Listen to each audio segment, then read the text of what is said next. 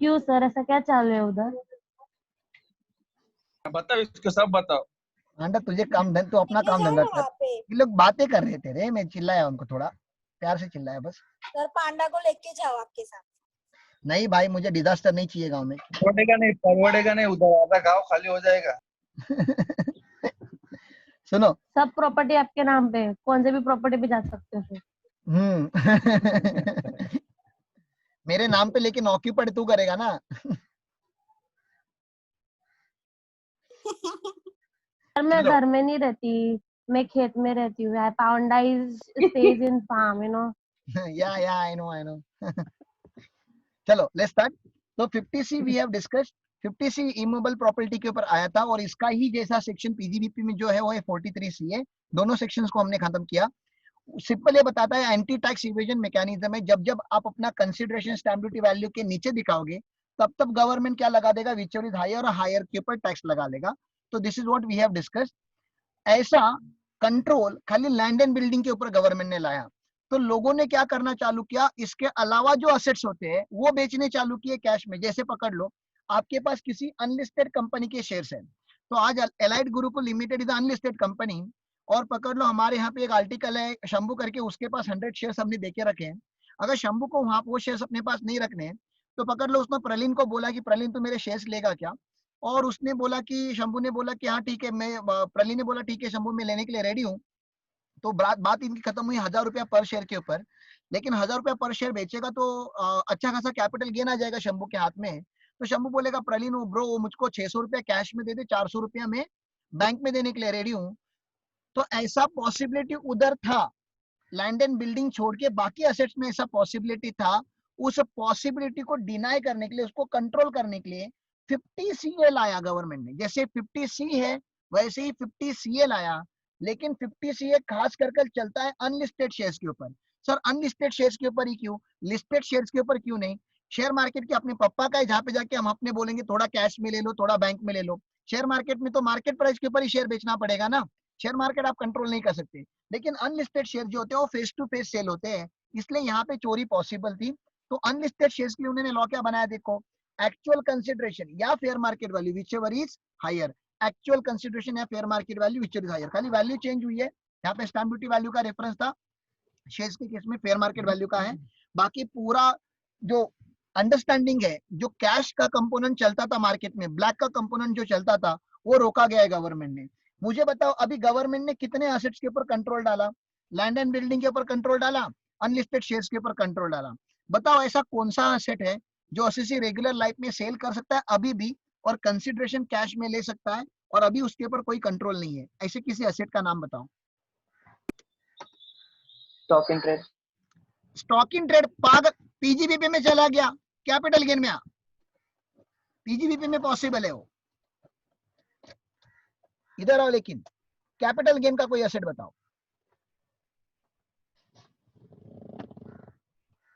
Goodwill.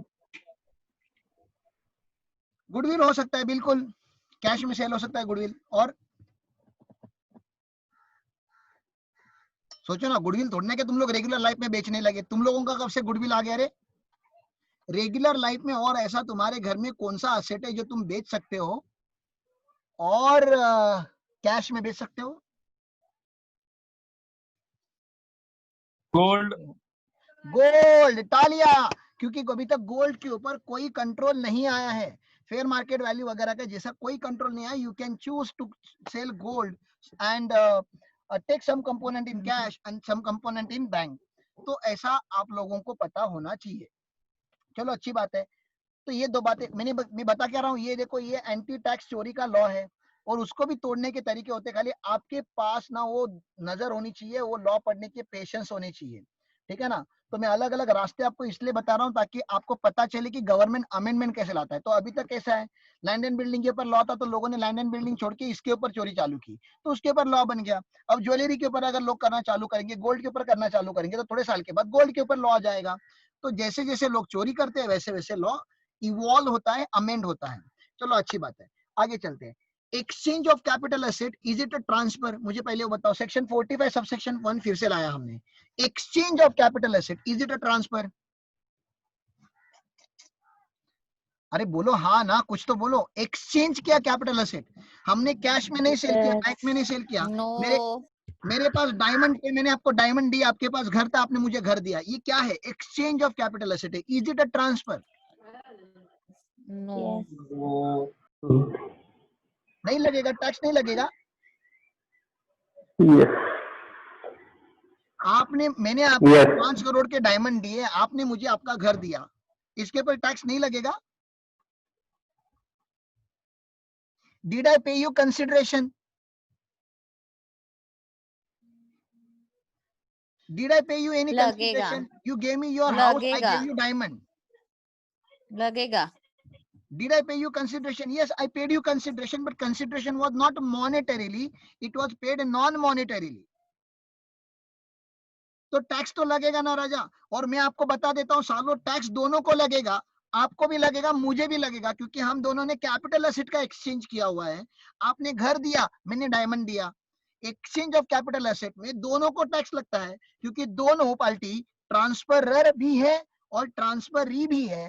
क्योंकि मैंने जब आपको डायमंड दिया तो मैं ट्रांसफरर, आप ट्रांसफरी, आपने जब मुझे घर दिया तो आप ट्रांसफरर, मैं ट्रांसफरी, हम दोनों को टैक्स लगेगा।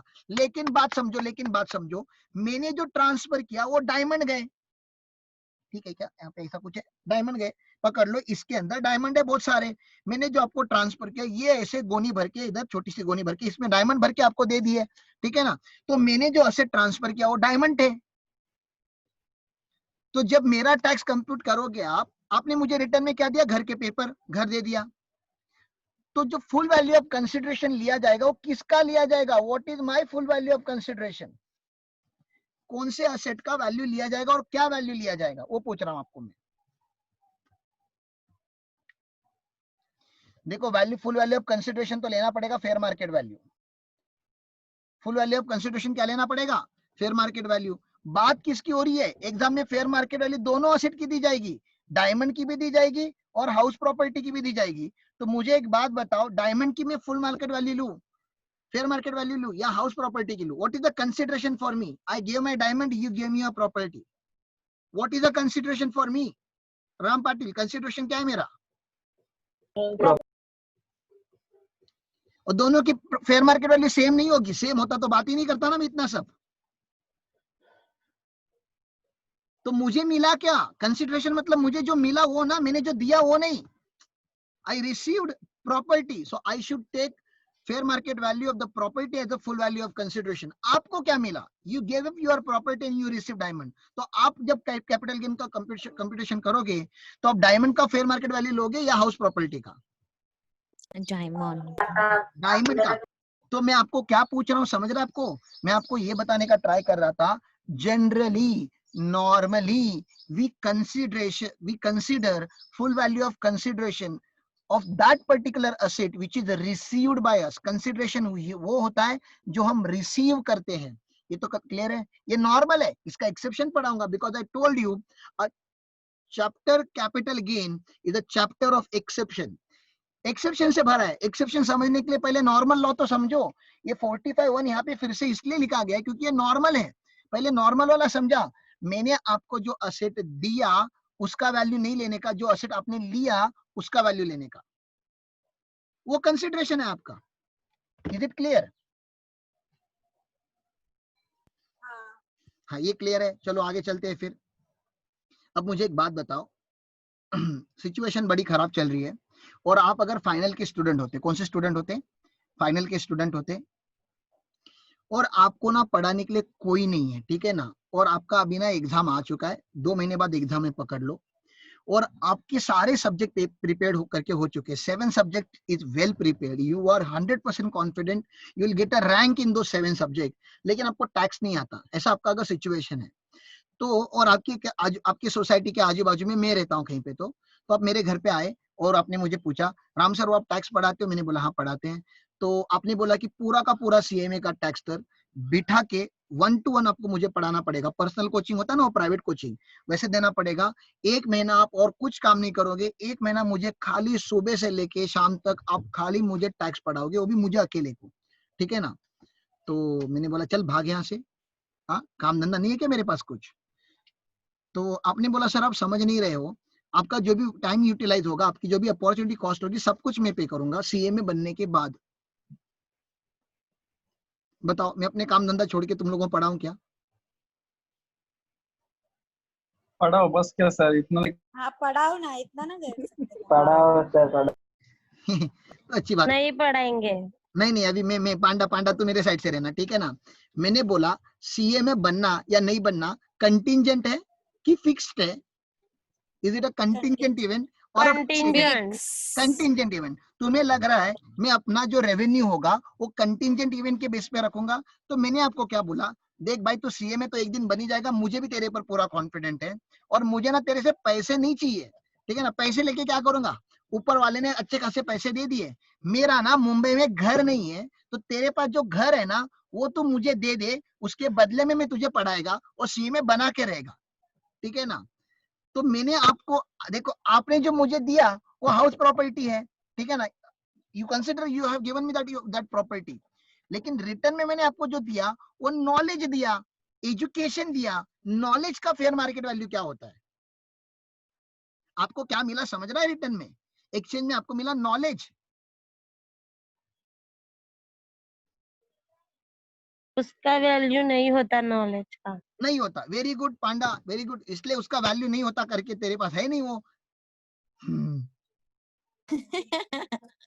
रहने दो। सही बोला। नहीं तो ठीक है, चलेगा। मैं बता रहा हूँ उसका वैल्यू होता है, वैल्यू होता है, लेकिन वैल्यू असर्टेनेबल नहीं है, उसका फेयर मार्केट वैल्यू नहीं होता पांडा। वैल्यू होता है, एजुकेशन की वैल्यू नहीं होती तो हम लोग इतनी मेहनत करते क्या? गाड़ी में बिठा के इतनी गर्मी में मैं आपको स्वेटर पहन के पढ़ा रहा हूँ, ठीक है। स्वेटर इसलिए पहना इसलिए क्योंकि सुबह बारिश हो रही थी तो ठंडी लग रही थी, अब बारिश चली गई, धूप आई है तो गर्मी हो रही है, तो कंफ्यूजन है, ठीक है ना। फिर भी हम इतनी मेहनत कर रहे हैं।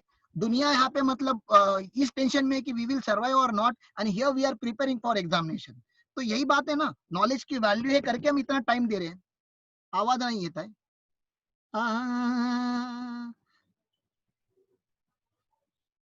सर रिपीट द सेंटेंस, बीच में सर आवाज ये रिपीट हो गया करो। था।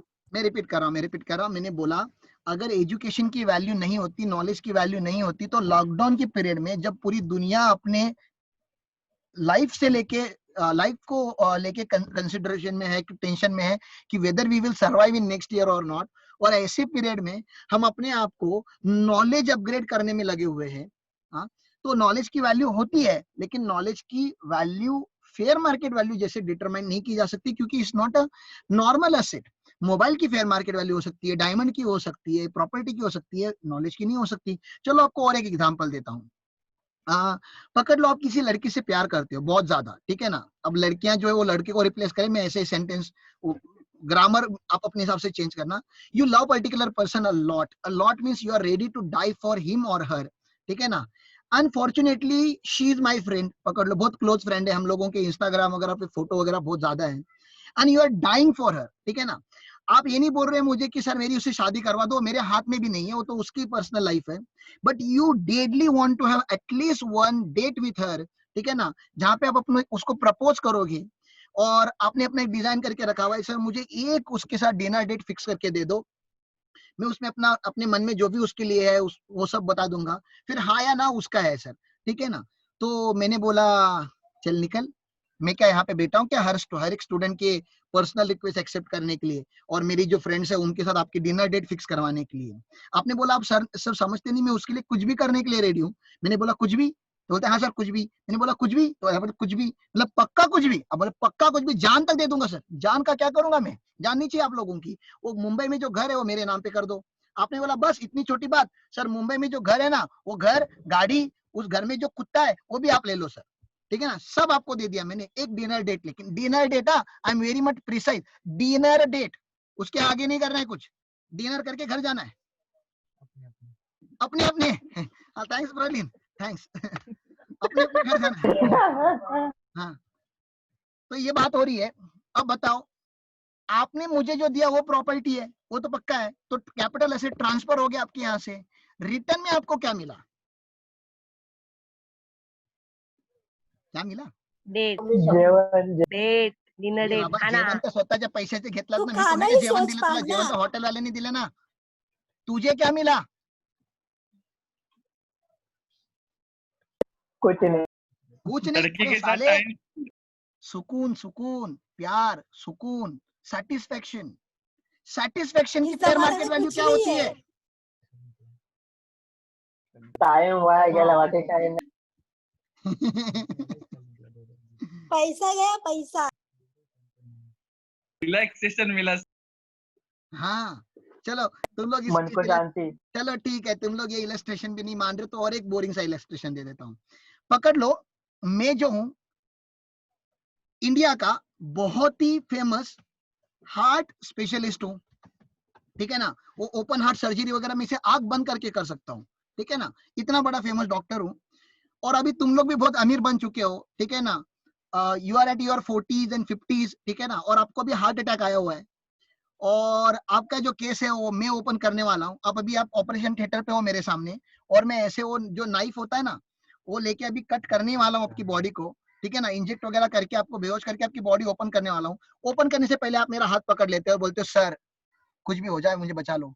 मैंने बोला हाँ हाँ मेरा रोज का ये काम है, बॉडी ओपन करना, हार्ट बाहर निकालना, वायर वगैरह यहाँ से कनेक्ट करना और फिर रिटर्न डाल देना। I am okay with this, I do it every day.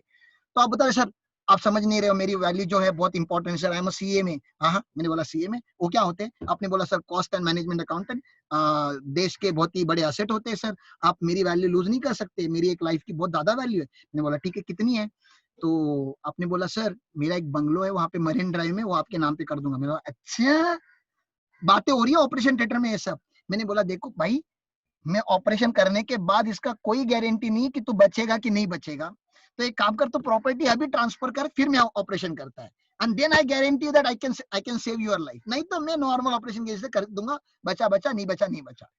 तो क्या बता रहे हो? आपने प्रॉपर्टी के पेपर साइन कर दिए, आपने अपना बंगला मेरे नाम पे कर दिया, ठीक है ना। आपने जो ट्रांसफर किया वो तो कैपिटल एसेट था, रिटर्न में आपको क्या मिला? मैंने आपका सक्सेसफुल ऑपरेशन किया, 1 महीने बाद आप डिस्चार्ज हो गए, now you are healthy and sound. बताओ आपको क्या मिला? क्या मिला आपको? क्या मिला? New life. लाइफ मिली। लाइफ अगर उस दिन में आपको नहीं बचाता ना, तो that was your final day. What is the fair market value of your life? Can't estimate. Can't estimate. जब जब ऐसा होगा कि आपने कुछ रिसीव तो किया है, लेकिन जो रिसीव किया है उसकी वैल्यू असर्टेनेबल नहीं होगी, तो 50D आएगा। और 50D बोलता है जब फेयर मार्केट वैल्यू असर्टेनेबल नहीं होगी ना सर, तब तक फेयर मार्केट वैल्यू ली जाएगी असेट ट्रांसफर्ड की। जो असेट दिया है उसकी तो वैल्यू निकाल सकते ना, घर दिया था, ज्वेलरी दी थी, उसकी तो वैल्यू निकाल सकते थे। तो हमने ये एक्सेप्शनली बता रहा हूँ, 50D नॉर्मल सेक्शन नहीं है, 50D एक्सेप्शनल सेक्शन है। बोलता है जो असेट हमने दिया है ना उसकी वैल्यू निकाल लेना, जब आपको इसकी वैल्यू नहीं निकाल पाते कि क्या लिया है उसकी, ठीक है ना। तो कंसिडरेशन की वैल्यू नहीं निकाल पाओगे तो कम से कम कैपिटल एसेट की तो निकाल ही सकते हैं, तो कैपिटल एसेट की वैल्यू निकाल देना। आई होप आप लोगों को 50D समझ में आ गया। हाँ। चलो तो ये ऐसा अपना एक लेक्चर हो गया आज का। बहुत ही बढ़िया तरीके से हमने ये टेबल कंप्लीट कर दिया, तो अपना ये सेकंड टेबल कंप्लीट हो चुका है, ठीक है ना। टाइम भी अपना ऑलमोस्ट खत्म हो ही गया होगा, शायद हो ही गया है। तो मैं आपको बता देता हूँ इसके इस टेबल के 8 नोट थे, वो भी आप लोगों ने लिखे। फुल वैल्यू ऑफ कंसिडरेशन के सारे एक्सेप्शन आपने मेरे से पढ़े, ओके। अब इसके आगे की बातें मेरी सुन लो, क्या करना है आप लोगों को। कुछ इंस्ट्रक्शन दे रहा हूँ, और इंस्ट्रक्शन देने के बाद ही लेक्चर को क्लोज करूंगा, तो प्लीज जरा रुको। हमारे जो नोट्स कंप्लीट हो गए हैं अभी तक, वो कॉन्सेप्ट नंबर 10 तक हुए हैं। जो अपना पीडीएफ नोट्स है वो पेज नंबर 27 तक हमारे नोट्स लिखकर हो गए हैं। इसके आगे की बात समझो। कॉन्सेप्ट 11 दिख रहा है आपके पेज पे, आपके स्क्रीन पे कॉन्सेप्ट 11, फिर आता है कॉन्सेप्ट 12। कॉन्सेप्ट 11 एक पेज पे लिख के छोड़ देना है इसको, ठीक है ना, एक पेज पे लिख के इसको छोड़ देना है। फिर आता है कॉन्सेप्ट नंबर 12। कॉन्सेप्ट नंबर 12 आपको ज्वाइंट पेज पे बनाना पड़ेगा, ये सारे एग्जम्पशंस हम लोग लिखेंगे। तो concept number 12 you need to prepare on joint page. I hope you understand this. तो यहाँ पे देखो मार्जिन कॉलम को भी यूज किया गया है, पर्टिकुलर्स, सेक्शन 54, 54B, 54D। और अगले वाले पेज पे देखो क्या लिखा गया है। ये 54D को स्टूडेंट ने फिर से कैप्चर किया क्योंकि आप लोगों को समझ में आए। 54EC, 54EN, 54F ये लिखा हुआ है, यहाँ पे दिख रहा है आपको। 54, 54B, 54D, 54 EC, 54 E, 54 F ये ज्वाइंट पेज पे इसलिए लिखा गया ताकि पर्टिकुलर बार बार ना लिखना पड़े, तो ये ज्वाइंट पेज पे लिखना है और जैसा लिखा है एज इट इज इसको कॉपी करना है, इसमें ज्यादा दिमाग लगाने की जरूरत नहीं है आप लोगों को। ओके, ये टेबल आपको बनाना है, ये टेबल बना के आना है अगले लेक्चर में। Am I clear with this? ये टेबल तक आपको लिखना है क्योंकि लिखने में बहुत ज्यादा टाइम चला जाएगा, नहीं तो लिखना है। समझ में आया? स्क्रॉल करो सर, ऊपर स्क्रीनशॉट लेते हैं। स्क्रीनशॉट क्यों ले रहे हो? आपको ये जो है वो हमारे कौन से चैनल, टेलीग्राम चैनल पे अवेलेबल है। टेलीग्राम चैनल पे आपको नहीं मिलता है तो मुझे बता दो, आपके व्हाट्सएप पे डाल देता हूँ मैं, या किसी ने डाउनलोड किया होगा ना टेलीग्राम चैनल से, व्हाट्सएप पे डाल के शेयर कर दो ना। हाँ किया किया है। तो डाउनलोड विजय किया तू तो शेयर- सेंड कर दे ग्रुप पे। हाँ ठीक है। ठीक है ना? ये दो कॉन्सेप्ट जरा प्लीज जरा शेयर करवा दो, कॉन्सेप्ट नंबर 11 और कॉन्सेप्ट नंबर 12 लिखना है, लिख कर आना है क्योंकि नेक्स्ट लेक्चर में मैं ना लिखने का टाइम ही दूंगा, मुझे एक ही लेक्चर में पूरा खत्म करना है एग्जाम्शन। ठीक है, Okay, sir. ओके चलो then, bye bye Bye, sir. sir. Bye. Bye. Bye.